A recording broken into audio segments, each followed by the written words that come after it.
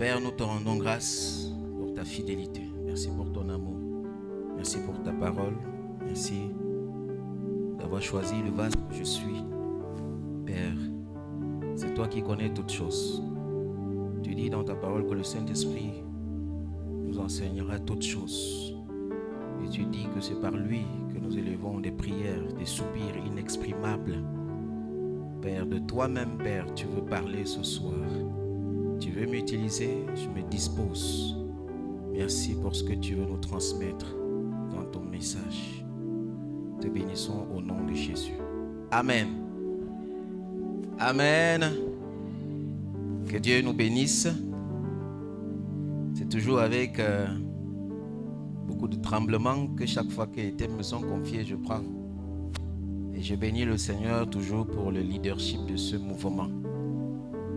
Vraiment, merci. Et je lui rends grâce chaque jour de m'avoir fait rencontrer ce ministère parce que j'y grandis. Merci pour la qualité des leaders qu'il a placés.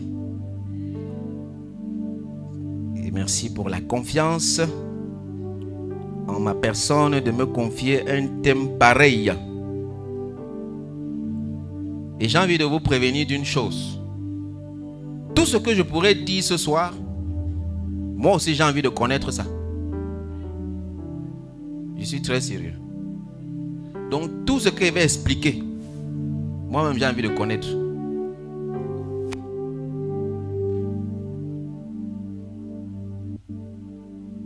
Pendant que j'étais assis, il me faisait écrire et il me posait une question.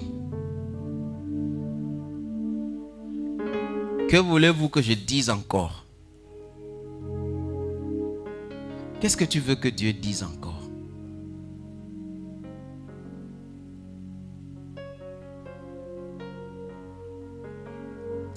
Et l'autre question qui m'est venue à l'esprit, c'est: que faites-vous de tout ce que j'ai dit dans ma parole?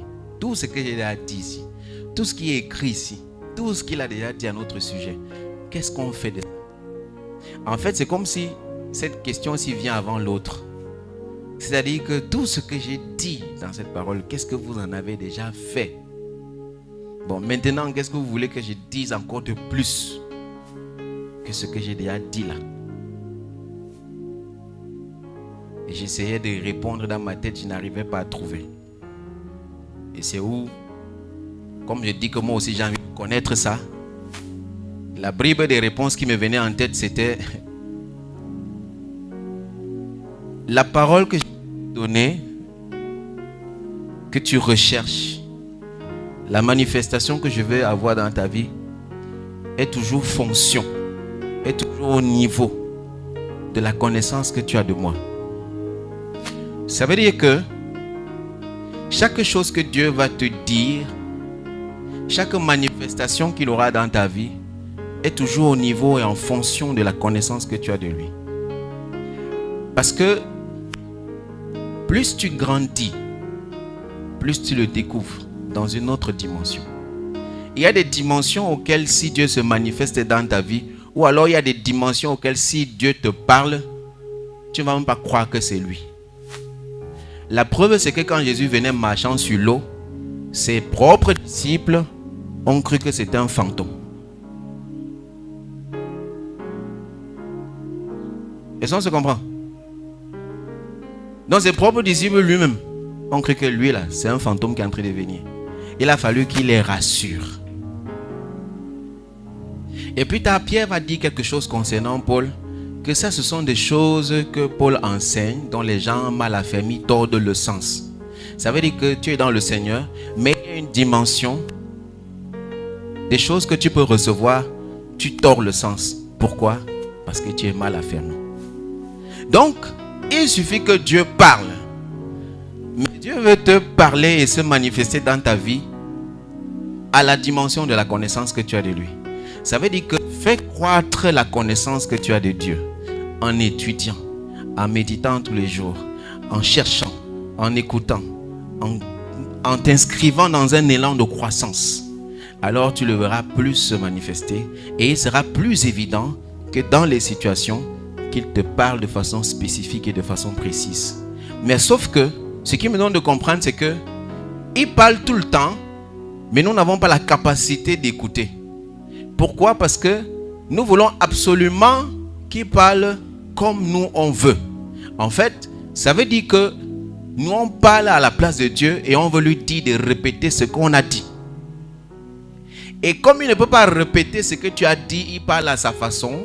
Du coup, même quand il parle, on n'a pas la capacité de comprendre.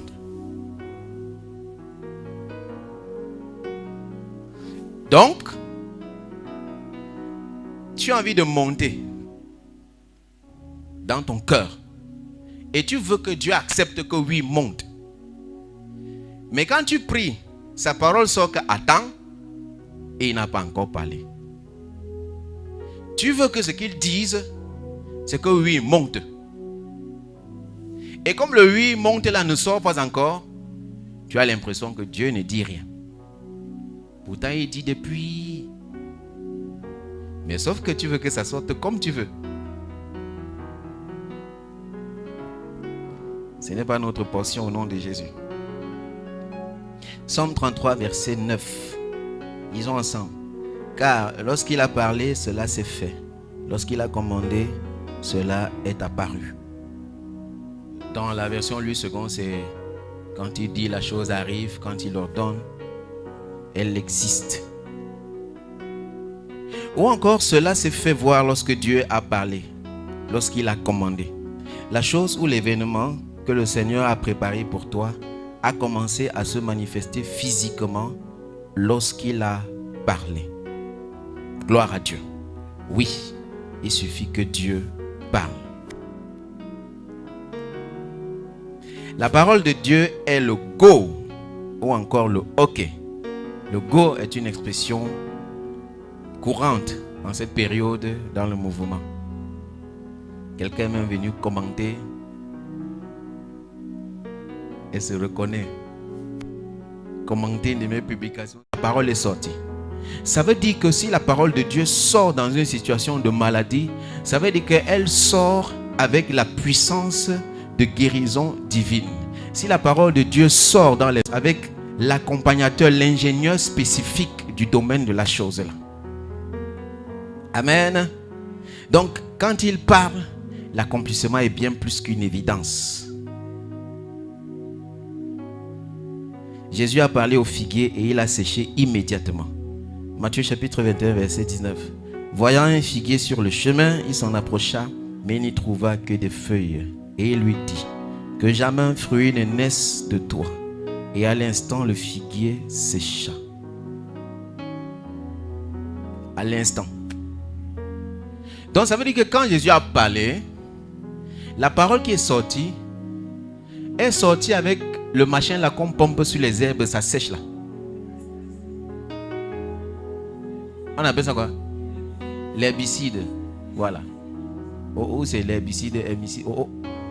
Donc c'est sorti avec ça dedans. Donc quand il a parlé, c'est comme s'il a pulvérisé ça sur ça. Et à l'instant, ça a séché. Toi, on me disait que quand tu pulvérises quelques minutes après, tu viens, l'herbe est morte. Non. Donc c'est ça en fait. Donc chaque parole qui sort avec ce qu'il faut dedans pour accomplir la chose là. Alléluia. Le Seigneur a voulu par cet acte activer la foi des disciples et leur démontrer que sa parole est vivante et efficace, plus tranchante qu'une épée à double tranchant. Hébreux chapitre 4. Ça pénètre jusqu'à partager âme et esprit, jointure et moelle. Elle juge les pensées et les sentiments du cœur. Lorsqu'il commande, la chose arrive. Psaume 33, verset 9, comme on l'a lu au début. Ce qu'il dit peut se réaliser à l'immédiat ou après des mois, voire même des années. Mais personne ni rien ne peut échapper à la puissance de la parole de Dieu. Je dirais, la parole de Dieu rend immortel. À partir du moment où elle sort jusqu'à son accomplissement, elle rend immortel. La preuve, c'est que Siméon ne pouvait jamais mourir sans avoir vu le Messie. Parce que cette parole lui avait été donnée. Qu'avant que tu ne quittes la terre de tes yeux, tu vas voir le Messie. Donc même si le Messie faisait 1000 ans avant d'arriver, Siméon là, il allait vivre 1000 ans. Donc la parole que Dieu te donne a la puissance nécessaire pour te maintenir en vie jusqu'à l'accomplissement de la chose pour laquelle il t'a parlé. Des gens comme les Abraham. Il n'était pas possible qu'ils quittent la terre sans voir la promesse se réaliser. Même si c'est que sa femme a voulu un peu l'aider en disant que c'est à toi que Dieu a parlé. Bon, j'ouvre une petite parenthèse. Les mamans, ou alors vous, les femmes des bishops, ou bien des femmes, des épouses, des visionnaires, ou alors n'importe qui. Quand Dieu a parlé à ton mari, tu es inclus dans la chose. En fait, c'est que Sarah n'avait pas réalisé qu'elle était incluse. C'est comme ça. Inclus ou incluse? Incluse? Bon. Inclus en valeur absolue. Parce que la valeur absolue donne toujours. Donc elle ne savait pas que, je change le mot, elle ne savait pas qu'elle était dedans. Le français est compliqué. Bêta, mieux sauf. Donc elle ne savait pas qu'elle était dedans. Ça la concernait. Bon, maintenant comme elle estime que Dieu a parlé à Abraham, c'est ta parole.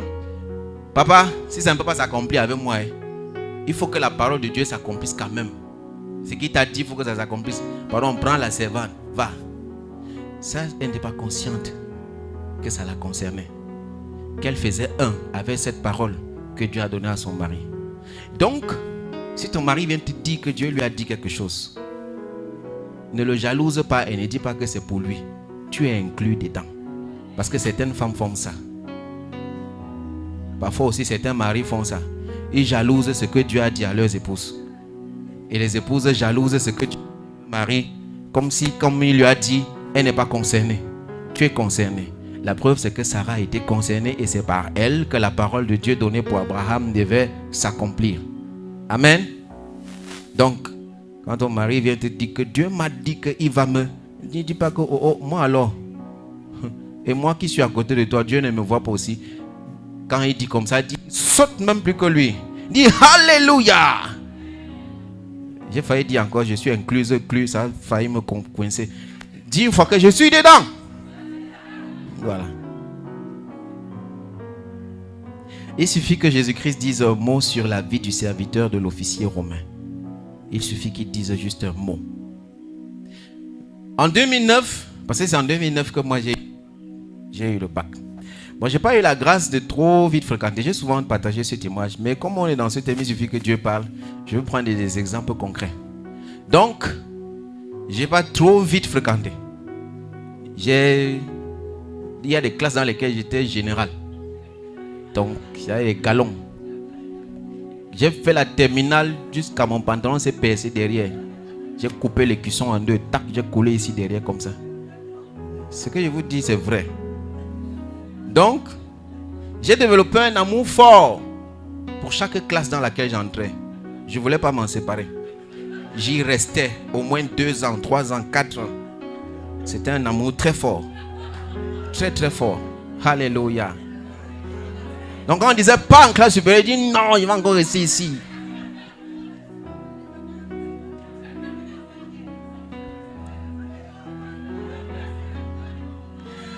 Pour rien. En tout cas, si tu n'as pas beaucoup échoué, tu ne peux pas comprendre. C'est ça qui m'a forgé, c'est ça qui m'a fait être ce que je suis aujourd'hui là. Je vous assure. Donc, c'est même par compassion que Dieu m'a donné le bac là. Je vous dis la vérité. Parce qu'en 2009, la parole de Dieu est sortie claire. Donc vous voyez que si Dieu voulait se baser que sur mon intelligence, ce qu'il connaissait, que jamais. Donc il a eu pitié de son fils, il a dit mon fils, comme je te vois là cette année, te donne le bac. Et c'est sorti tellement clair. Et l'année là, c'était clair que j'allais passer le bac. Donc même si je ne fréquentais pas, j'allais passer le bac l'année là. Non, je vous dis la vérité. C'était clair. Et Dieu a commencé à me rassurer. Tout ce que je voyais allait dans le sens de me rassurer. Je tombe sur un document. Dieu m'explique. 2009, je tombe sur un document. On parle de 9, le chiffre de l'esprit. On explique. Dieu me dit, je t'ai dit non. 2009. Et chaque chose, j'écoute des messages, ça confirme. J'étais tellement rassuré. Et le chant de Ella Sarah, c'est ce que m'a dit l'Éternel. Il me l'a dit. Qui fait toutes choses par sa force. Il me l'a dit. C'est ce que m'a dit celui qui tient ma vie dans sa main. Je crois en sa parole. elle s'accomplira. Et le chant là est devenu mon chant de toute l'année. J'ai chanté ça, j'ai chanté ça, j'ai chanté ça. Jusqu'au bac. Et on est arrivé au bac. Les épreuves ont commencé. Quand on dit en même temps épreuve que tu composes là, tu composes en ayant les épreuves dans l'épreuve. Le jour où on a fait l'épreuve de physique, je me rappelle très bien, on a composé au collège de la salle. Quand j'ai fini l'épreuve de physique, c'était la pause. Je suis allé me cacher dans un angle et j'ai bien pleuré. Parce que le jour là sur l'épreuve, je ne sais pas ce qu'ils ont vu avec le foot. Ils nous ont dit d'étudier le tir des dos. Qu'il a tiré, il a marqué. J'ai dit, on a quel problème avec Eto pour que vous nous donnez d'étudier la trajectoire du tir du ballon.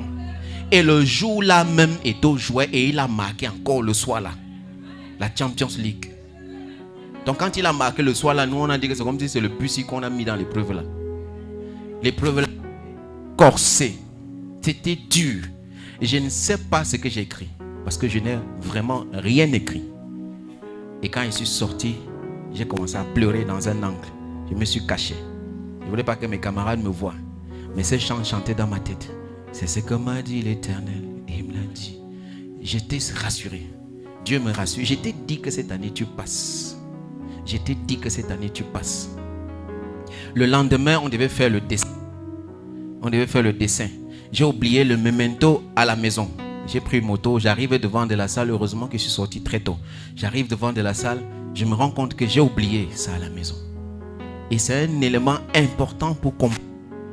Parce que c'est un document autorisé pour composer. Et c'était compliqué de composer sans ça. Je regarde le temps, je me rends compte qu'on peut encore refaire un aller-retour. J'ai dit au Benskiner là que c'était un Yoruba. Vous voyez, déjà de jeunes qui a la moto qui répond là. Je lui ai dit que roule comme tu n'as jamais roulé dans ta vie. Tu sais pourquoi je lui ai dit ça? Je savais que même si on entre en bas du camion, ça monte sur moi. Je ne peux pas mourir sans passer le bac. Bon, je ne t'envoie pas aller te suicider. Mais je te dis ce que Dieu m'a dit. Et je me tiens sur le fait que quand il a dit, je vais voir ça. Donc je lui ai dit, roule comme tu n'as jamais roulé dans ta vie. Tu dois m'amener à Bepanda et me ramener ici avant qu'on ne ferme le portail. Ah, tu sais qu'ils aiment les défis. Aïe, aïe, aïe. Moi-même, à un moment donné, j'ai dit, aïe. Quand il a pris la descente de Bessengue, quand il est arrivé au pont, c'est comme si la moto s'est décollée du sol avant d'atterrir encore. J'étais derrière. C'est ce que m'a dit l'Éternel, qui fait toutes choses par sa force. Et il me l'a dit. Dieu a dit que je vais passer le bac cette année. Et on est allé à la maison. J'ai pris mon memento. Il m'a ramené encore. En descendant, il y avait les larmes comme ça, le vent. J'ai dit, il n'y a pas de souci. J'ai payé. J'ai composé. Le dernier jour du bac, on avait des tenues blanches. Parce que j'étais à IST. Oui. Ce que je n'ai jamais fait, c'était la 4e fois que je compose le bac. Moi, ce que je n'ai jamais osé, je ne sais pas ce qui m'a pris. Dès qu'on a fini la dernière épreuve, quand je suis descendu, le premier camarade que j'ai vu, je lui ai donné le bic. J'ai dit, signe ici. Signe. Il a signé. J'ai donné à l'autre, signe ici. Ils ont tous signé, tous. Et les autres sont même venus avec les marqueurs. Bien sali ça. Il y avait les gars qui me regardaient à distance pour dire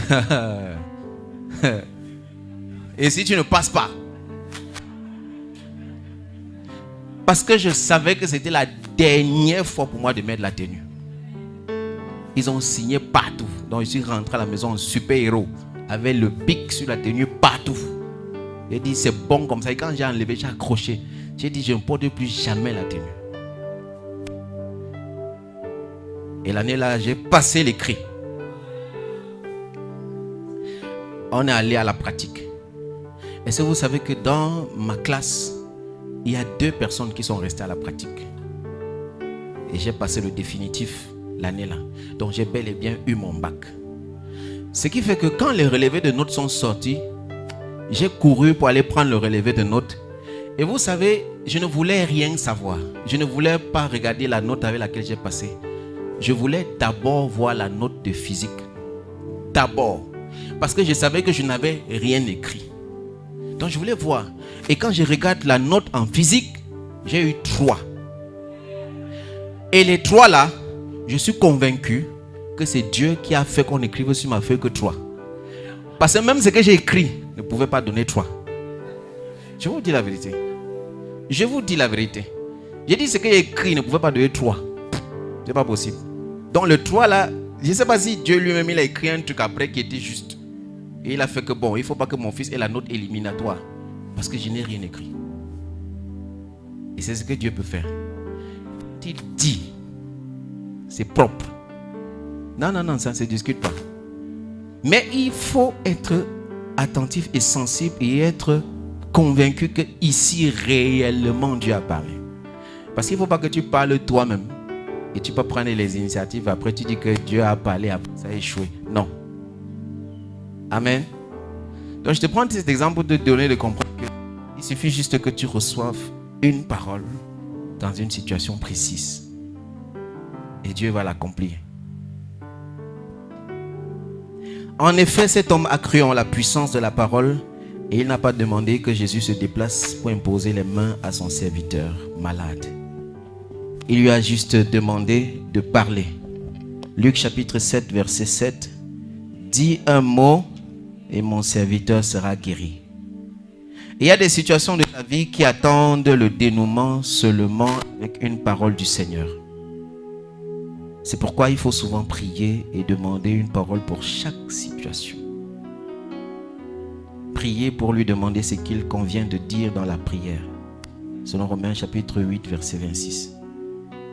Nous ne savons pas quoi demander dans nos prières, mais le Saint-Esprit, par des soupirs inexprimables, intercède pour nous. J'ai compris que tu ne peux pas prier de toi-même en réalité. C'est le Saint-Esprit qui prie en nous.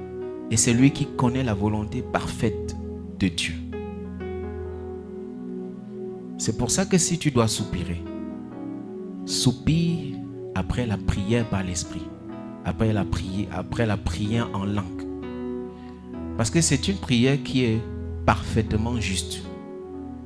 C'est une prière dans laquelle il n'y a pas de bavure. Il n'y a pas ton intelligence dedans. Parce que la Bible dit que quand tu pries par l'Esprit, ton intelligence est stérile. C'est comme si 5 minutes de prière en langue équivaut à même 1 heure de prière par l'intelligence. Parce que dans ton intelligence, il y a même beaucoup de fautes. Il y a même beaucoup de sujets que tu donnes qui ne sont même pas en rapport avec la parole de Dieu. Il y a des sujets religieux que tu mets dedans. Il y a des sujets que tu mets par peur. Tu pries par peur. Parce que tu as peur. Pas par amour, pas par confiance. Donc il y a tout dedans, il y a tout mélangé dedans. Mais quand tu pries par l'Esprit, le Saint-Esprit connaît la volonté exacte de Dieu. La pensée de Dieu. Et dans ça, il te donne une parole. Je priais par l'Esprit une fois, pendant que j'étais encore à Bafoussam, pendant que j'y vivais encore. Et un jour, j'ai prié un soir, j'ai dormi, je suis allé à l'école le lendemain. Et à l'école, le Saint-Esprit a commencé à me mettre à cœur un frère. Il a commencé à me révéler qu'il est dans des situations un peu compliquées. Qu'il est dans des situations difficiles. Il a commencé à me décrire la situation dans laquelle il se trouve. J'ai dit non. Je n'arrivais pas à croire parce que je connaissais la foi du frère, je connaissais sa détermination, je connaissais son engagement. Pour moi, ça n'entrait pas. Mais le Saint-Esprit insistait. Et l'une des choses qu'il m'a dit pour confirmer tout ça, il m'a ramené et il m'a dit, c'est ça que tu disais hier quand tu priais en langue. C'est par rapport à cette situation que tu priais. Waouh. Ça a tranché le débat. Et quand j'ai vu le frère, on a causé, on a échangé, il vivait ça net. Dis à quelqu'un, il suffit que Dieu parle.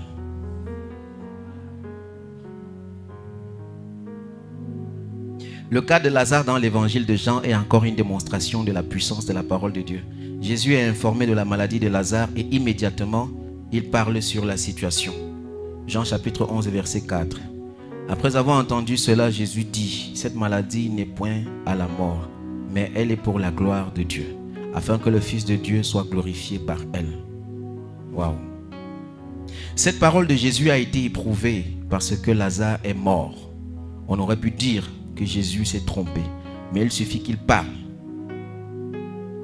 Parce qu'il a dit quelque chose, rien ne pouvait s'opposer à cette parole.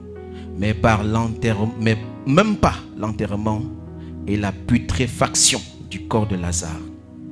Comme il a dit, le Fils de Dieu allait être glorifié, non pas par une guérison ordinaire, mais par une action puissante qui a suscité la conversion d'une multitude. Qu'est-ce que Dieu dit dans ta situation? On a le témoignage du pasteur Mamadou Karambiri quand on lui annonce que sa fille est décédée aux États-Unis. Dieu lui a dit, elle va vivre. Et elle est ressuscitée près de 2 semaines après. Parce qu'elle était branchée à l'hôpital avec des tuyaux et tout ça. Les médecins ont tout fait. Son beau-fils l'appelle. Quand Dieu lui a parlé, il dit à son beau-fils, elle va vivre. Et son beau-fils dit au médecin, mon beau-père a dit qu'elle va vivre. Donc laissez-la. Et chez les Blancs, vous savez, quand vous décidez, on vous fait signer beaucoup de papiers. Donc on lui a fait signer des engagements. Elle est restée connectée au tuyau. On a dit que son cerveau ne fonctionnait plus. C'est là, fini, c'est mort. Il a dit que laissez comme ça. Le pasteur Mamadou Karambiri veut prendre l'avion. Le Saint-Esprit lui dit, attends encore. Donc c'est comme si Dieu voulait démontrer sa gloire. Il n'a même pas voyagé pendant cette période-là. Il a voyagé peut-être après 1 semaine, selon le témoignage, quand il partage. Et il arrive là-bas, 1 jour, 2 jours, 3 jours. Il prie, il fait les tours dans l'hôpital. Les gens le regardaient là-bas comme un fou. Sa fille ne se réveille pas. On dit, bon, maintenant vous êtes arrivé, non, vous avez tout fait. Elle n'est pas, pardon, débranché là, on garde le corps et tout ça. Il dit jamais. Dieu a dit une chose, elle va vivre. Son corps était déjà gonflé, ça commençait déjà à enfler partout, ça changeait déjà. Il a dit, Dieu m'a dit, elle va vivre. Et il avait une conférence qu'il devait animer. Donc il prie, rien. Et le Saint-Esprit lui marque, rentre, animer ta conférence. Donc quand il rentre, mais elle n'est pas réveillée, il donne les instructions fermes, laissez, elle va se réveiller. Pour raccourcir l'histoire, il part. Pas derrière, on l'appelle. Elle s'est réveillée. Les gens n'y avaient pas cru. Il suffit que Dieu parle. Et les médecins ont cru. Mais par contre, dans le cas de sa femme, il a voulu faire la même chose. Quand sa première épouse est décédée, quand il prie, Dieu lui dit laisse. Il force. Dieu lui dit laisse tomber. C'est bon comme ça, laisse. Est-ce qu'on comprend? Donc dans le cas de sa fille, Dieu lui dit elle va vivre. Mais dans le cas de sa femme, Dieu lui dit laisse tomber. Laisse. Je connais ton engagement, je connais ta foi, mais ici laisse. Je l'ai pris, ça c'est pour moi. Donc laisse. Et il a dû laisser. Dieu lui a parlé. Il suffit qu'il parle. Et ça te donne l'instruction ferme. Ça te donne de savoir quelle décision prendre. Amen. Il était où?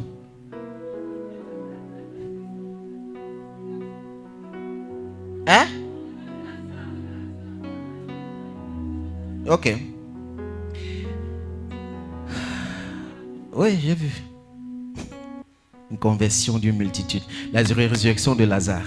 Il a suffi que Jésus parle. La mort n'a pas pu contredire la parole de Dieu. Bien-aimé, qu'est-ce que Dieu a dit? La situation peut s'aggraver, la mort peut surgir, mais la parole de Dieu demeure éternellement. Elle est assez puissante pour renverser toutes les formes d'adversité. Si Dieu t'a parlé, garde la foi. Et c'est souligné. Et c'est ça le plus difficile. Comment tenir sur ce que Dieu a dit? Médite. On a parlé de la méditation vendredi, atmosphère de guérison. Médite ce qu'il a dit et attends la chose s'accomplir. Elle s'accomplira certainement. Et certainement, elle s'accomplira. Dans Hébreux chapitre 6, verset 16, la Bible nous dit que les hommes jurent par eux-mêmes. En fait, les hommes jurent par un plus grand que eux. Mais Dieu, lui, il a juré par lui-même. Il a parlé par des serments. Et on nous dit là-bas dans le verset que le serment vient mettre fin aux différends. Tu me demandes que je suis en train d'aller où? En fait, le serment, c'est toujours la parole de Dieu qui sort. Cette parole qui t'adresse. Ça met fin aux différends. Pourquoi est-ce que Hébreu dit que la parole de Dieu sort? Quand elle sort, elle met fin aux différends. Le mot différent, dans le grec, c'est le mot antilodia. Anti, on sait ce que ça veut dire en français. Anti, ça veut dire contre. Lodia, c'est un peu comme la logique. Antilodia, c'est tout ce qui est contre la logique divine. Ça veut dire que quoi? Quand Dieu te parle, il y a cette bagarre. C'est pour ça que c'est précisé ici. Garde la foi, médite. Pourquoi? Parce que quand la parole de Dieu sort, il y a toujours une opposition. Il y a toujours bagarre. Et la parole de Dieu sort, et quand elle sort, elle a la puissance pour tenir contre toute antilodia, c'est-à-dire contre toute opposition, contre toute contradiction qui se lève contre ce que Dieu a dit dans ta vie. Parce qu'on ne croit pas que comme Dieu a dit que monte et tu te lèves pour monter, la vie sera rose et tu vas monter sans obstacle. Il y aura des voix qui vont te dire descends. Il y aura même des barrières qui vont se dresser devant toi. Or, cette parole, c'est la base de ce qui vient mettre fin à tous ces différends, à toute cette bagarre, à toutes ces choses. C'est pour ça qu'on dit qu'Abraham a espéré contre toute espérance. Ça veut dire contre toute antilodia, contre tout ce qui se levait contre ce que Dieu a dit. Il a cru et il a espéré contre tout ce qui venait le décourager par rapport à ce que Dieu lui avait dit. Il a élevé sa foi au-dessus de ce que les gens disaient. Méditez sur ce que Dieu a dit. Bon, un dernier témoignage pour vous. Peut-être je l'avais déjà partagé, mais je le rafraîchis. Quand il y a eu ce qu'on peut appeler, entre guillemets, le réveil à Campus pour Christ à notre époque, c'est parti d'un week-end où les étudiants sont partis, on appelait le week-end la Week-end Impact. Ils sont allés à Boya. Et quand ils sont arrivés à aller à Boya, il y avait le feu révérend docteur Laurent Vautio. C'est lui que le Seigneur a utilisé. Avant lui, avant ce week-end, avant tout ça, il n'y avait vraiment pas la manifestation du Saint-Esprit dans ce ministère en ce moment-là. On ne connaissait vraiment pas parler en langue, on ne connaissait pas tout ça. On était concentré dans l'évangélisation, mais les dons de l'esprit, non. Donc, ils partent au Week-end Impact. Moi, je n'avais pas pu parce que j'étais retenu à Douala par un autre programme. Donc, ils sont partis, c'était extraordinaire. Waouh! Quand on te raconte, le dimanche où ils devaient rentrer, ils sont rentrés très tard par rapport à l'heure de retour qui était prévue. Et ils sont rentrés tard, pourquoi? Parce que le Saint-Esprit s'était manifesté tellement à la retraite, tellement que le lendemain matin, ils se sont levés, ils ont tout arrangé dans la salle. Et ils se sont mis, comme on met souvent les sacs pour partir là, ils se sont mis juste pour rendre grâce à Dieu et partir. Il était peut-être 9 heures comme ça. Le simple fait de commencer à rendre grâce à Dieu a déclenché toute autre chose. Ils se sont retrouvés en train de partir de Boya vers 15 heures. Et ils sont tous rentrés, les filles, la voix rock, la voix cassée, tous. J'ai dit, waouh. Et on nous raconte comment c'était. Jusque-là, bon, moi, ça ne me faisait rien. Mais un jour, je rentrais de quelque part, le pasteur Albert et moi, on se tampons dans le taxi parce qu'il y était. C'est Lolo, lui, qui m'a fait l'ongalico. Il m'a raconté la retraite là. Comme une prédication. Lui, il a réussi à me faire mal au cœur avec ça. Donc, il a réussi à me faire regretter pourquoi je n'étais pas là. Et ça m'a fait mal. Donc, il m'a raconté pendant tout le trajet. Mince. Je suis arrivé à la maison le soir là. Je me suis couché à la véranda. J'ai dit, Dieu, toi et moi ici. J'ai prié le soir là jusqu'à. J'ai prié, j'ai pleuré. J'ai dit, oh Seigneur, et tout ça. J'ai crié. J'étais couché au sol, chez nous à la véranda. C'était la nuit, on avait même coupé le courant. J'ai dit, Dieu et moi ici. J'ai signé, prié. Jusqu'à un moment donné, je sens une force m'apaiser. J'ai dit, waouh. C'est comme si un vent souffle sur moi. Subitement, je me sens apaisé. J'essuie mes larmes. Et c'est comme si je sens une consolation. Et la parole que je reçois en ce moment, c'est, regarde bien. Paul n'a pas été avec les 12. Mais il a écrit que j'ai travaillé plus que tous. Non pas moi, mais la grâce de Dieu. C'était suffisant. Ça voulait tout dire. Tout dire. D'une certaine façon, il me dit que Pour toi, tu n'as pas besoin d'avoir été là-bas. Mais je vais t'utiliser. Et cette parole s'est confirmée parce que beaucoup même qui étaient là-bas, après, le Seigneur m'utilisait pour les encadrer encore par rapport aux dons qu'ils ont reçus. Hein? Dis à quelqu'un, il suffit que Dieu parle. Et cette parole m'a fait me lever du sol. C'était tout. Et quand il parle, c'est clair. En fait, ça vient dans ton cœur. Je ne sais pas comment je vais t'expliquer ça. Ça vient, ça fait un truc là. C'est-à-dire qu'à l'instant, tu es en train de crier, tu cries. Quand la parole sort, tac, tes larmes se sèchent à l'instant et tu commences à sourire là. Donc tu passes des pleurs au sourire vite. Je ne sais pas comment il fait ça. Et c'est ce qui s'est passé ce soir-là. Et quand je me suis levé, il commençait à sourire. Donc c'est-à-dire, celui qui pleurait au soir, qui criait, c'était fini. C'était un homme plein d'assurance qui s'était levé. Désormais prêt à conquérir. Parce que Dieu avait dit que Paul n'a pas été avec les 12. Mais regarde comment Dieu l'a utilisé.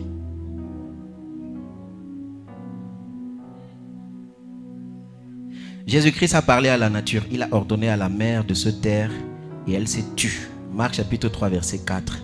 S'étant réveillé, il menaça le vent et dit à la mer, « Silence, tais-toi !» Et le vent cessa. Il y eut un grand calme. Il suffit que Dieu parle. Est-ce que tu es conscient que tu es un Dieu? J'avais dit, vous êtes des dieux. Vous êtes tous fils du Très-Haut. Qu'est-ce qui peut résister à la parole de Dieu? Il dit une chose et la chose s'accomplit. Il ordonne, elle s'exécute. Aucune situation de ta vie, maladie, divorce, pauvreté, oppression, attaque démoniaque, etc., ne peut résister à la puissance de la parole de Dieu. Parce que lorsqu'elle sort, elle sort avec toute la puissance nécessaire pour accomplir ce pourquoi elle est sortie. Et elle donne de l'assurance, elle met fin à toute opposition, à toute contradiction, à toute antilodia qui peut se lever contre cette volonté. Et c'est pour ça que Paul dit que nous nous levons contre les forteresses et dominations qui s'élèvent contre la connaissance de Dieu. Tout ce qui s'élève contre ce que Dieu a dit, sa parole sort pour mettre fin à ça. Toute situation difficile, toute situation dans laquelle tu es, il suffit juste que Dieu te donne une parole qui va t'apaiser. Et lorsque la parole sort à l'instant, ce qui est bien, c'est qu'elle te donne la paix. Tu ne vois pas peut-être l'exécution immédiate, mais tu reçois une paix qui remplit ton cœur. Et tu fais confiance et tu te tiens sur cette parole et tu avances. Et quand tu avances devant, tu vas voir les résultats. Amen. Dans cet après-midi, ce soir, je proclame la manifestation de la parole de Dieu sur ta vie au nom de Jésus. Père, merci pour ta grâce. Merci parce que tu nous as enseigné. Nous avons reçu de toi. Nous te bénissons au nom de Jésus. Amen. You are blessed.